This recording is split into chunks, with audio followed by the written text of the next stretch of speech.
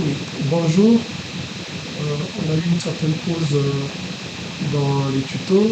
C'était pour vous laisser le temps de travailler dans les projets. Certains l'ont fait, d'autres l'ont également fait à leur façon.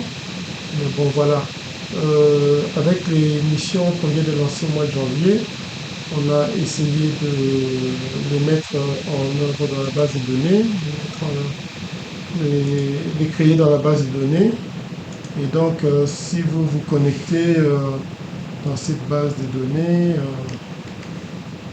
vous risquez d'avoir...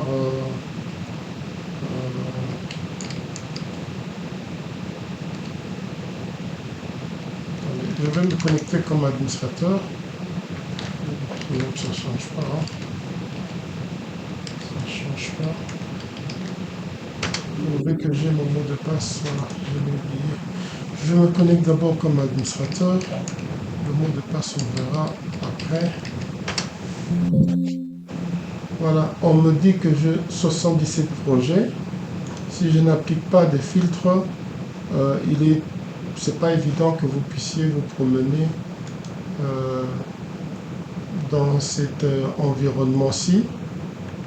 Il y a beaucoup trop de projets pour que vous puissiez vous retrouver. Donc moi, ce que je vous propose, c'est d'appliquer des filtres. Le premier filtre serait par plan d'audit. Vous n'avez peut-être pas remarqué, mais jusque-là, on a travaillé sur le plan des missions de 2022.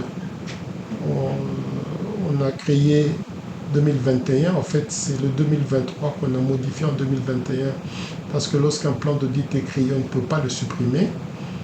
Donc, comme on voulait avoir un nouveau plan d'audit 2023, donc, au lieu de le supprimer, on l'a renommé en 2021. Donc, si vous prenez le plan d'audit 2021, il va vous dire qu'il y a les 56 projets. OK.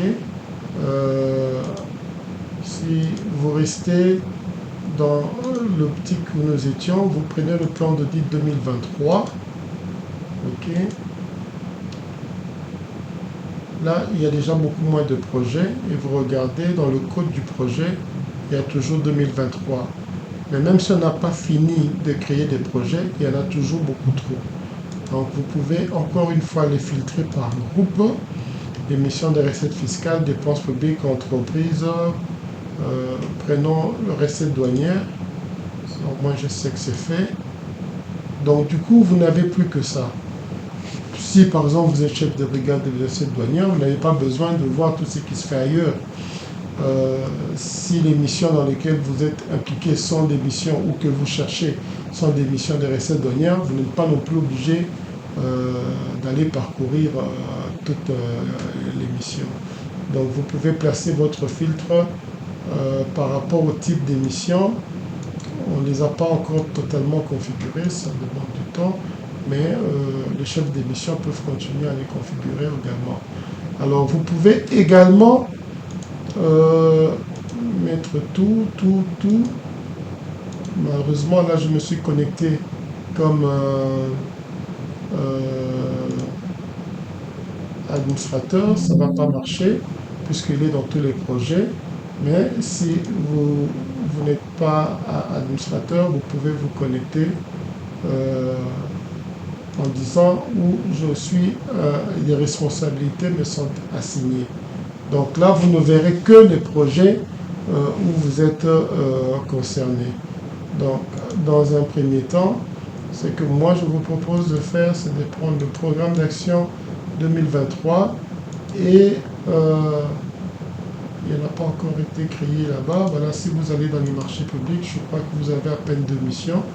Et vous pouvez, comme vous savez de quelle brigade relève vos missions, travailler comme ça un peu plus facilement. Donc on va essayer de créer les autres missions que vous n'aurez pas vues ce soir dans le lot de ceux qui viennent d'être lancés. Et on va essayer de paramétrer, de compléter tous les métadonnées qui permettent de regrouper. Donc voilà, au moins à ce stade-ci, vous n'êtes pas trop perdu. Moi, comme je travaille pour 2023, je garde encore mon filtre à ce stade-ci. Et voilà. Donc, à vous de vous exercer parce qu'on est toujours dans la base de données de formation. On n'a pas encore basculé dans la base de données de production.